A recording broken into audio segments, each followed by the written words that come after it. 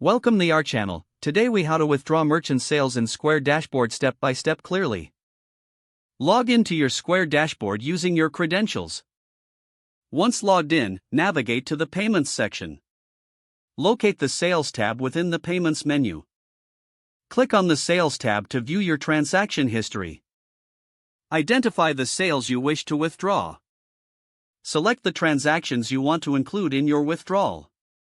Look for the Transfer button on the right side of the screen.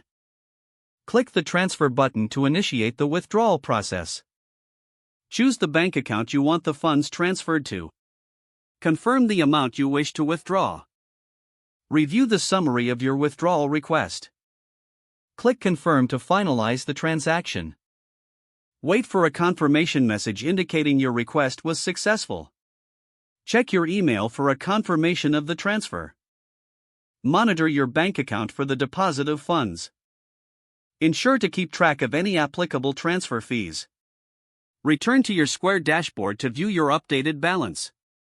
If the page does not load, refresh the browser or try again in a private or incognito window. Make sure you are using the correct email address, then retype it carefully to avoid small typos. If your password is not accepted, use the reset option and create a new strong password you can remember. Check your spam folder for verification or security emails, then complete any requested confirmation steps. Enable two-factor authentication if available to improve account security and reduce unauthorized access risk.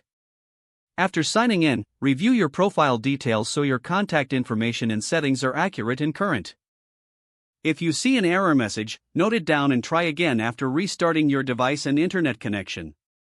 Log out when you finish, especially on shared devices, to keep your account and payment information secure. If the page does not load, refresh the browser or try again in a private or incognito window. Make sure you are using the correct email address, then retype it carefully to avoid small typos. If your password is not accepted, use the reset option and create a new strong password you can remember. Don't forget to like this video and subscribe to our channel for more step-by-step tech guides.